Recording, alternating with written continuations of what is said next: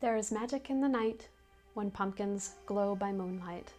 Shadows of 1,000 years rise again unseen. Voices whisper in the trees. Tonight is Halloween. Welcome back, my fellow gardeners. I'm LaFera Rue with Rue's Garden Guide. This is the first episode of Floriculture Chronicles, where I will be talking about the history and folklores of different plants. We are well into autumn and Halloween is right around the corner, so I thought I'd kick off this series by talking about the pumpkin. Before we get started, make sure to like the video and subscribe for future content just like this. Pumpkins belong to the genus Cucurbita, which includes gourds, squashes, cucumbers, and melons. They are either annuals or short-lived perennials that produce herbaceous vines and hard-fleshed fruit. They are native to the Americas, with the oldest archaeological evidence found in the Oaxaca Valley of Mexico, where seed remnants were found in dwellings dating as far back as 9,000 years ago. This evidence actually rivals pumpkin cultivation with maize, or corn, which is usually referenced as the oldest cultivated crop in the Americas. The word pumpkin derives from the Greek word pepon, meaning something large and round, or large melon.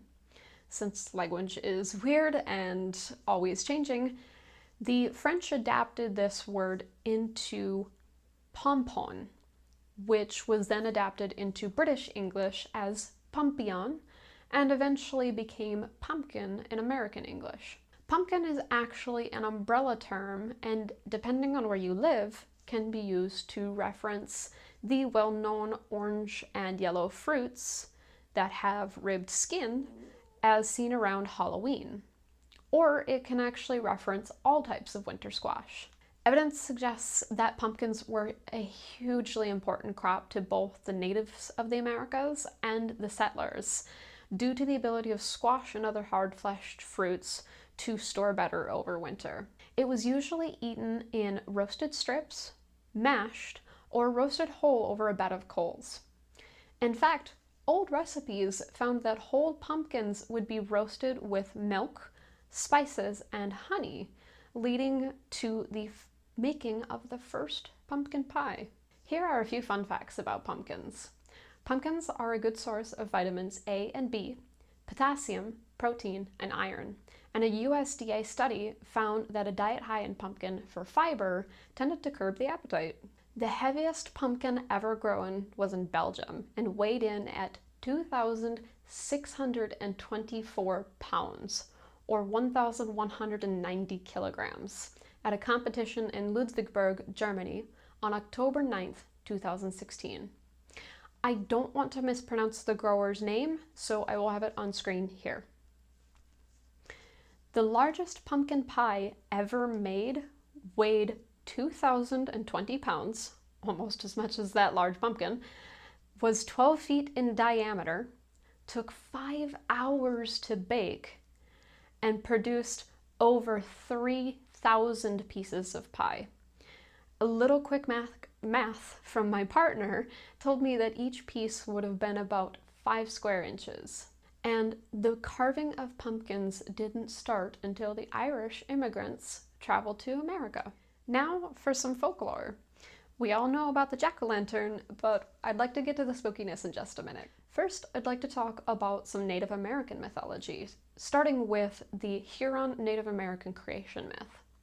For those of you that are unfamiliar with Native American mythology, the world is held on the back of a giant turtle. However, when the world started, it was just water and the animals, until a divine woman fell from the sky. The animals gathered earth from her to live on, and when she died, pumpkins grew from her head, maize grew from her torso, and pole beans grew from her legs. There's a lot more to this than I can cover here, so I will put a link down in the description to the full story of the myth. Another myth is the legend of the three sisters.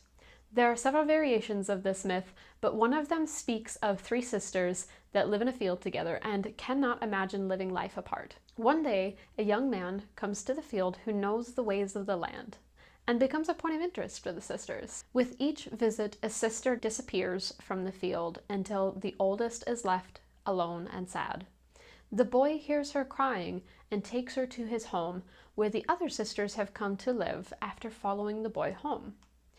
Each sister takes their turn feeding the family through the long winter. This is a myth to represent pole beans, pumpkins, and maize, which were all planted in the same field in an early example of what is now called companion planting. Maize would be planted first, allowed to grow some until soil was held up at the base, and pole beans were planted, which then grew up the corn stalks. Pumpkins were planted in the summer, and their creeping vines and big leaves would protect the soil from heat and help it retain moisture. It's finally time for the famous jack-o'-lantern, but it will need a little background to give you a clear picture. The day we call Halloween coincides with the ancient festival of Samhain, which was the Celtic New Year and the start of winter for Celts. During this time of year, especially on this day, they believed that the veil that keeps the physical and spirit worlds apart becomes thin or disappears and allows both one's ancestors and other spirits to wander the land.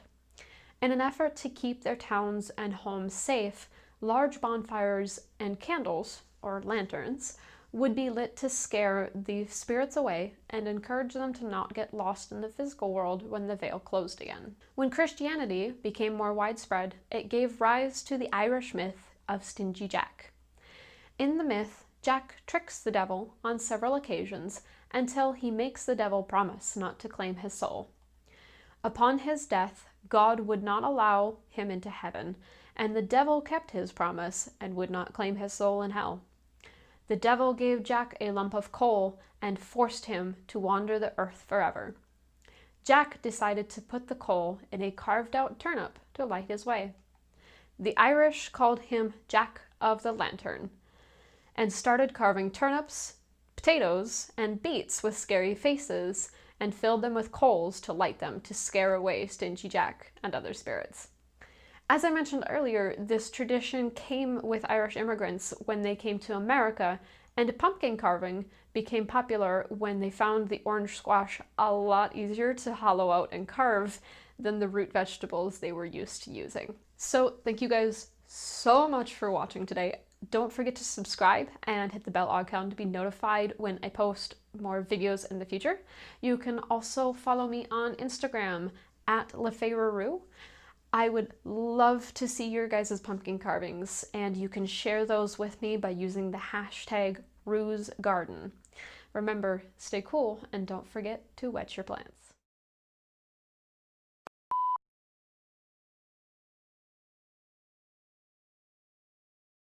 Here are a few fun facts about pumpkins. Pumpkins are a good source of vitamins A and B, potassium, protein, and iron.